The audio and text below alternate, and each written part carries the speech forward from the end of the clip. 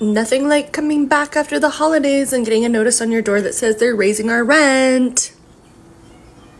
Our rent has been raised almost $200 in the last 2 years. And they have not done any updates to anything in this apartment.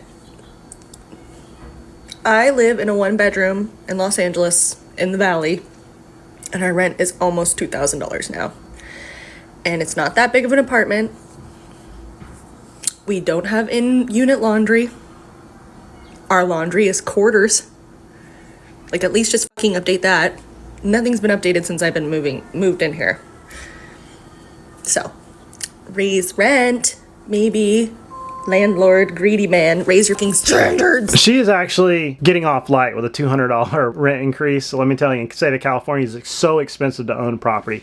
There's this common theme going right now that are landlords greedy? Are they greedy? Are they just trying to squeeze out more profit? And as somebody that's had tenants, had properties, and is a real estate professional, I'm gonna break it down. So let's go back and forth. Are landlords greedy? Because it's really expensive to own property. Can I tell you what the greedy underlords of rental companies have done today?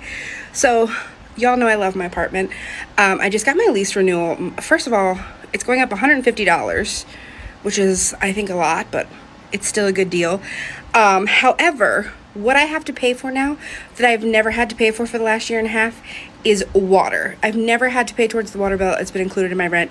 Now it's going to be $30 a month no matter what. So they came out to do inspections yesterday, and I'm always really nice to the people when they come, so I was talking to him, but he was only going in the bathroom and the kitchen to, like, inspect the pipes. I went to get a shower today. Why was there barely enough water pressure to wash my hair?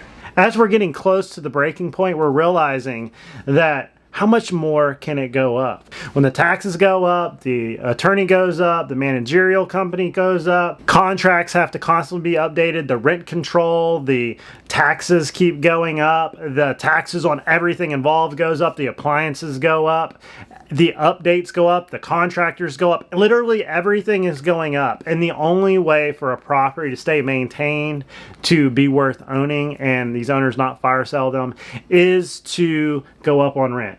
Especially multifamily, it's based off cash flow. The value of the property is based upon its cash flow. And when you go to refinance, the entire point of real estate is its cash flow. And if you can't increase cash flow, the property doesn't increase in value. And at some point, the property does not break even and it can't be maintained. And it's this crazy circle of events. As inflation gets worse, rent has to keep going up. And if wages don't increase at the same time, well, we have a problem.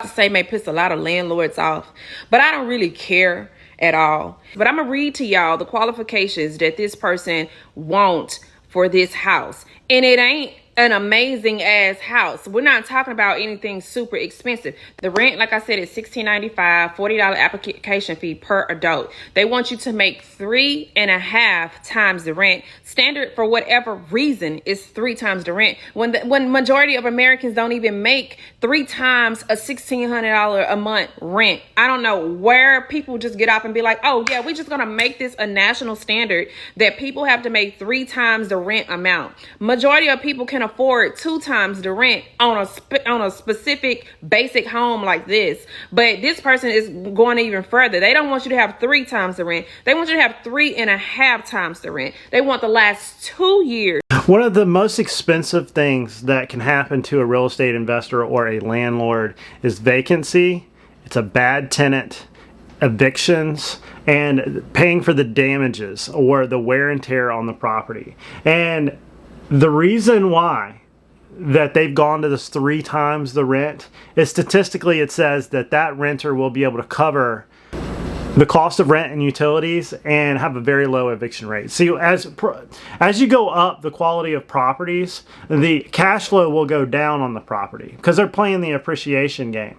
But as cash flow goes down on a property, suddenly the ability for things to be covered and the expenses goes down a lot. And at some point, the property is just not cost effective to rent, especially at the higher price points. And you can't look at all properties the same as, oh, well, most people don't make that much money, so therefore you can't rent that property for that much. If the market supports that property at that price point and they get it occupied and their vacancy rate is very low, well, then that property is worth that every month.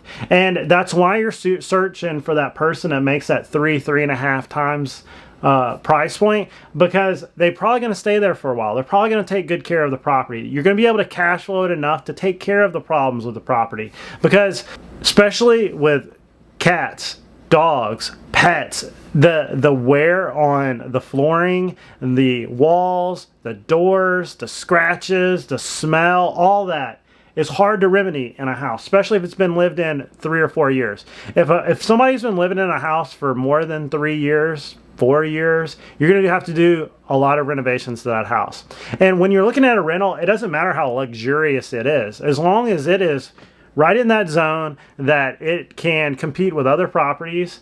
Like, that's not what we're fighting for. So you can make these arguments however you want, but that is what they're trying to shoot for. The last 3 months of your check stub, driver's license or ID, Social Looking for Security stability. card. They want you to make 2 months worth of rent as your security deposit before you even move in. It must be a nice house, or it has a certain type of floors, like let's say wood floors, like really expensive, like flooring, like in my house that's antique, you can't fix, it's expensive to fix. And if you've got a big dog, it's going to scratch those floors up, and that's going to be an expensive remodel. So it sounds like this is going to be a house that they want a good renter. They're going to be very selective with it, or they just won't rent it. And this is where we're at, because tenants destroy property so much. And I don't want to talk bad about tenants. I'm just trying to straight shoot you on what the landlord is thinking about when they're doing this. Deposit, and you have to have a credit score of at least a 670. I'm trying to tell you off the bat, that disqualifies so many people from being able to be in a home that is. Also, the credit thing has to do with, are they going to skip on utilities?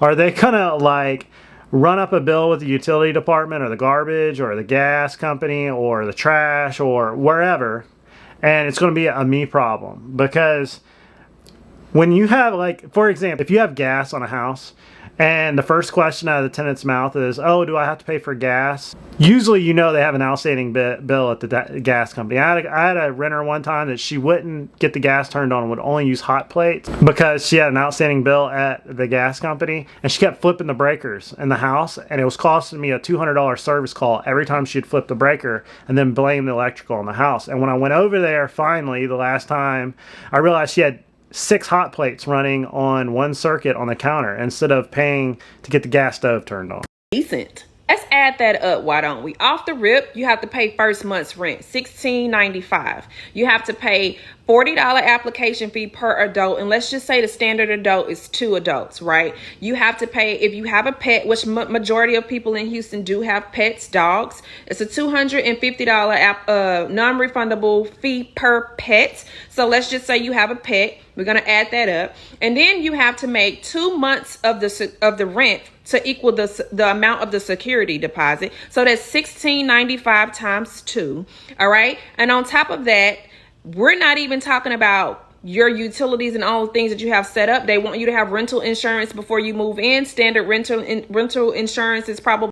That's a must. Always make your tenant have rental insurance, because wild things happen, and you don't want to have to pay for their clothes when they leave the water running in your house and floods everything, and you don't want to have to pay for that, because I've had that happen. Be about $25 a month. Let's just say that. Before you can even move into this house, sitting in a savings account somewhere or just idle money, you already got to come off of this amount of money.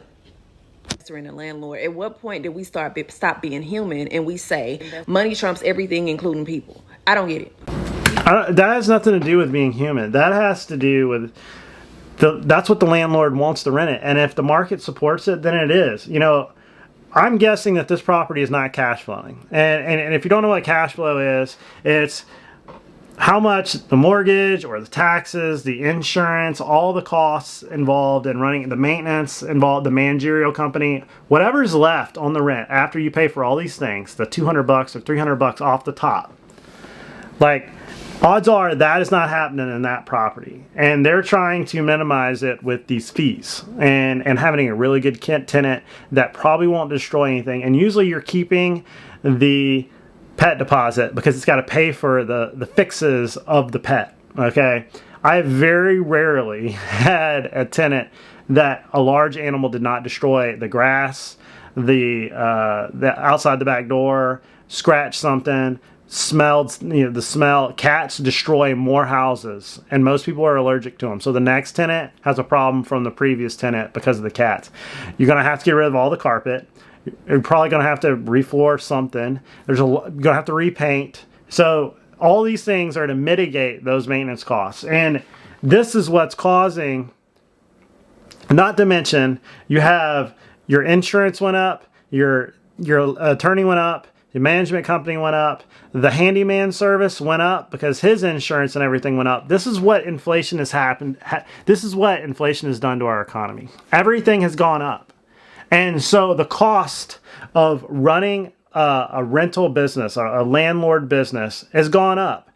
Let me tell you, to run a portfolio of properties is a business. You have to know your numbers. And if you are not making money, then your rental business will go bankrupt. Let's say you have 2 houses and one goes vacant.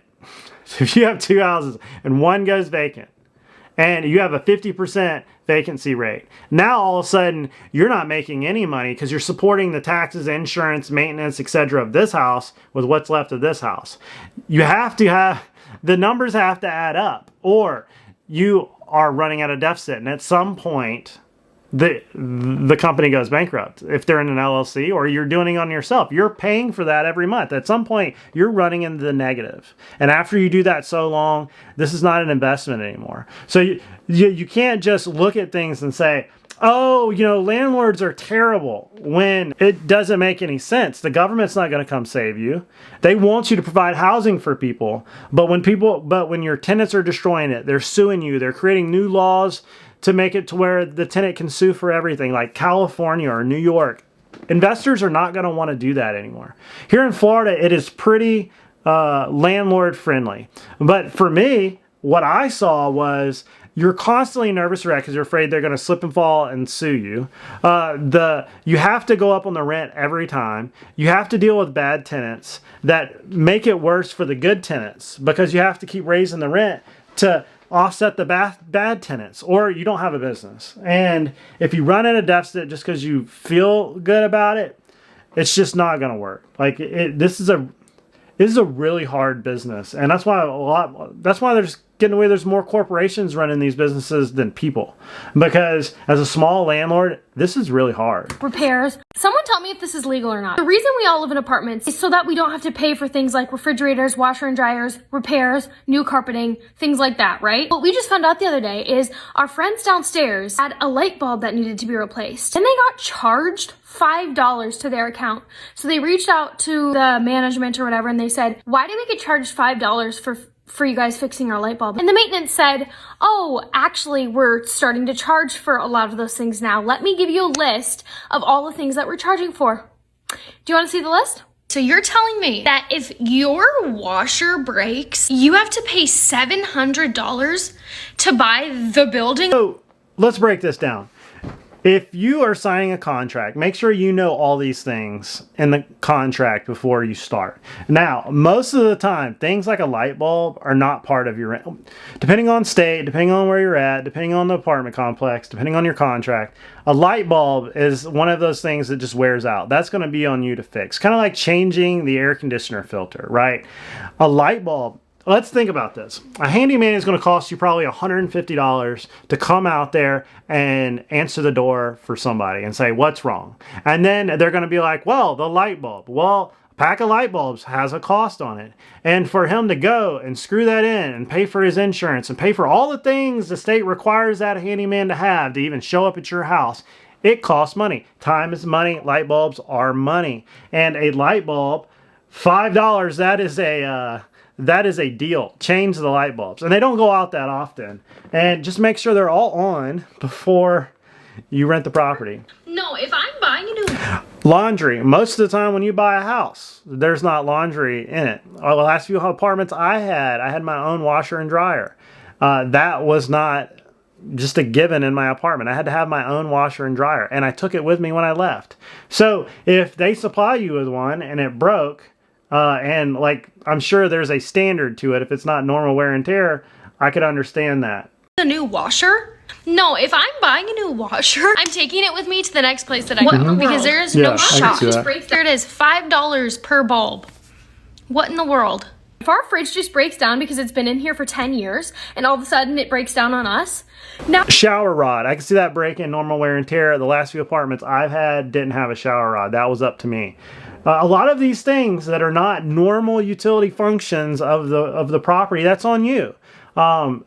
So I think we have a clear misunderstanding of what is the duty of the landlord and what is duty of the tenant. And most of the time that is in your contract, is written. And if it's not, well, then it's probably not your duty.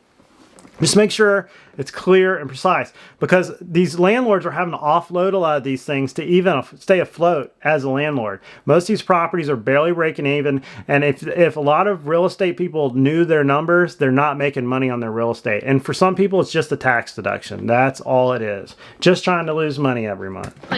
Refrigerators are expensive. Now, I don't know what the parameters of that is, if she's just reading that, but usually a fridge is part of it. I did rent one time where it didn't have a fridge, but I told him, hey, you need a fridge. You know, I didn't have a fridge at that time. And I've had to like order them on Lowe's before and have them delivered to certain properties. So usually as a landlord, I always paid for the refrigerator. Stove, I paid for a stove. That's why you usually see just the regular white ones in these places, because it's what they have at Lowe's. They're cheap and they usually last a little while, but appliances are really expensive to replace now. We have to pay you guys $800? To replace your fridge that we don't get to take with us when we leave? No. You guys should see our carpeting. They told us that they were going to replace it before we moved in, and then I don't know, I guess they just ran out of time and they didn't replace it. And now all of a sudden, it costs us money to replace it. So are they going to replace it for the next people who move in? And now Jake and I have to pay for the carpeting? Is this normal? Is this legal? I thought this is the reason that we rented, is so we didn't have to deal with this kind of stuff. Like, I will admit, some of this stuff makes sense. Like, this is typical if you're moving out and you don't clean up. Sure, you're gonna have to pay for cleaning fees. If you lose your keys, you're gonna have to replace the keys because you lost them. It just doesn't make sense to me. It really doesn't. Someone tell me if this is legal or not. The reason we all live in apartments is so that we don't have to pay for things like refrigerators. No. Before you go in that property, have it in writing that one, it's going to be replaced, and two, take pictures of the property before you start. And the last time I rented an apartment, they said take your pictures before you go in and then have them on file. So when you go out, you're not getting charged a deposit for something you didn't do. Quick life hack on that one, but I don't think she's being completely truthful on this, or her landlord is crummy. It's not your responsibility to pay for the carpet unless it's through your deposit. Now, they could have said to her, hey, your carpet's bad, we're going to take your deposit. So she is paying for the carpet. Rich. Like, everyone just assumed it has gone up. How are we supposed to buy a house when my rent is going up another $195 a month? It has gone up $720 in 4 years for the same place that I live in. $8,640 a year more for the same place I lived in 4 years ago.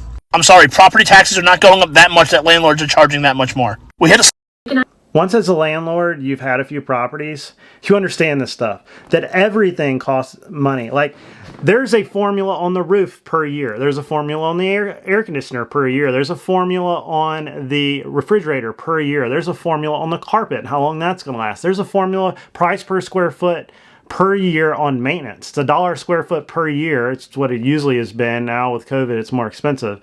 That this is what it costs to run a property.